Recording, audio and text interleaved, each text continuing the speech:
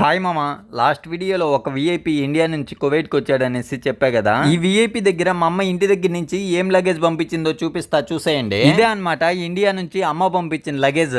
2 కవర్లలో అయితే లగేజ్ అయితే పంపింది. ఇంటి దగ్గర నుంచి చాలా ప్రేమగా అయితే మనకైతే లగేజ్ అయితే పంపిస్తారు.